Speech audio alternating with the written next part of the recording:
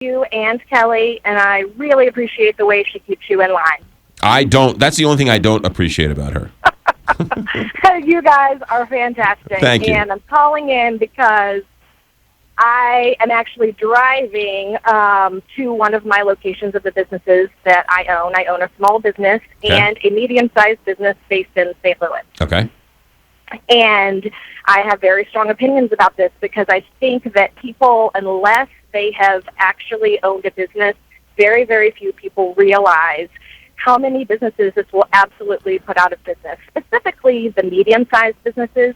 The small businesses are going to be protected, it sounds like, because under 15 employees or under, a certain amount of revenue per year, and I certainly appreciate that. The really small businesses are going to be exempt, but I wouldn't necessarily say 20 employees is considered a big business.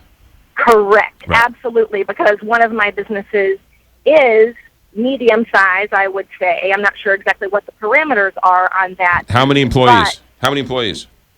With 4 locations, we have about 47 employees. 47, okay. And my point that I want to make, and I absolutely understand that, yes, there are single mothers out there trying to raise 2 children, but I do not think that is what minimum wage was designed for. That mom with 2 children will be paid the same amount as a 16-year-old high schooler who can do a job that I can train them on in half an hour. We have to have those jobs out there for the younger, more inexperienced, less educated individuals. Those are the people who will be paid minimum wage. I'm absolutely for a moderate increase. Me and my business partner many, many times have said we wish we could pay our employees more. Our team members are awesome. We wish we could pay them more, but we would not be in business if we did. All right, let me ask you this question, Erica. You said you have 47 employees, right? Correct. Okay, so I just did some quick math on my iPhone here. 47 employees, 8 hours a day, 5 days a week, and each one of them gets, I say, a $5 an hour raise. Okay? Times that by 52 weeks a year. If this minimum wage goes into effect and your 47 employees gets a $5 an hour raise, it's going to cost your company a year $490,000 a year. And that is more than any profit that we bring in. Absolutely. So you would automatically go out of business? Absolutely. Right. Even if we had a moderate price increase, if we doubled our prices, certainly we would go out of business just because of that. Well, but but that's the argument is, okay, great. You're going to have to spend more money for your employees, which means you're going to have to increase prices, but everybody's going to have to increase their prices. So they're not benefiting from the increase of the minimum wage. Right. And another point that I think either you or your previous guest mentioned was that payroll taxes. People who are not business owners have absolutely no idea how much business owners pay in payroll taxes. Right. Just to hire someone and give someone a job, we pay more taxes because of that. And most small to medium business owners are in it because they love it. Right. And they work their tails off. And for me to see medium-sized businesses move out of St. Louis makes me very sad because most people do not come to St. Louis to go to McDonald's or Subway or Target.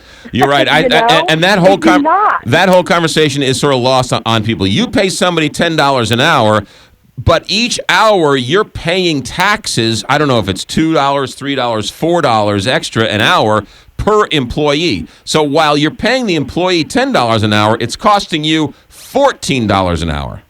Not to mention medical insurance, health insurance, which we really care about paying for that for our employees, but that has gone up 22% in the last 2 years. That is extraordinary. And so I just wanted to be able to put a perspective on it from the business owner, because most people think it's the big man. You know, it is businesses that are making millions and millions of dollars. Well, yes, maybe they do have the room to do this, but those are not the businesses that people are going to come to St. Louis to visit and to appreciate. Erica, thanks for the phone call. Thanks for the insight. Thanks. You got it. And keep listening. We need everyone we can get. 929 here, Big 550 KTRS, right? If she has 47 employees, you pay them an extra 8 hours a day, 5 days a week, times $5 extra, times 52 weeks.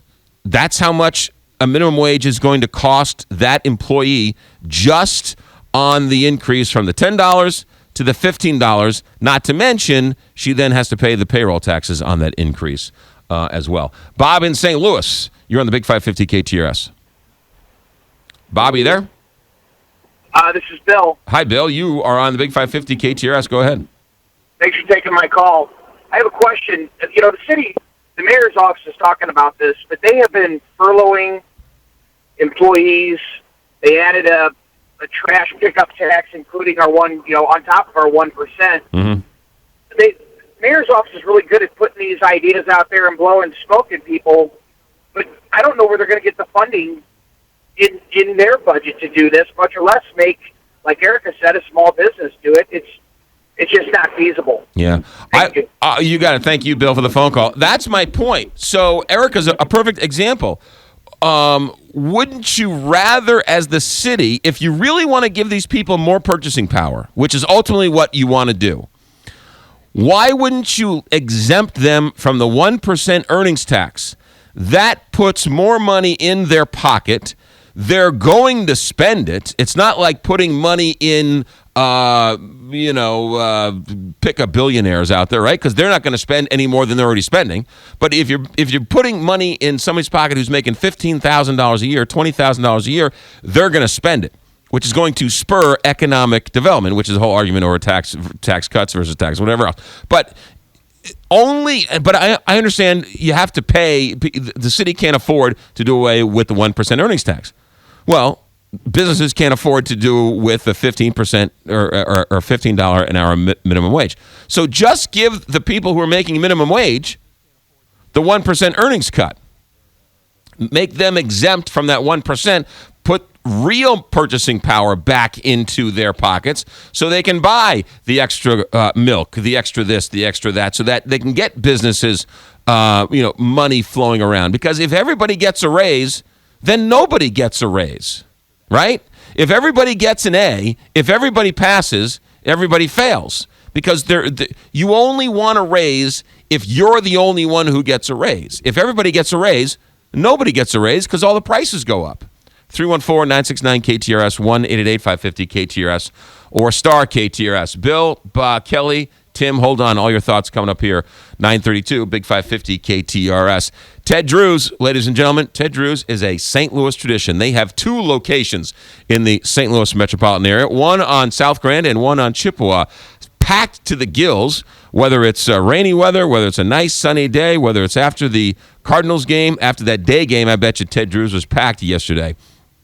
And the Muni's getting started. You got the Fox. You have summer recesses out. It's in full swing. And why are you not going to Ted Drewes? Bring the family. Bring the wife. Guaranteed to have the time of your life.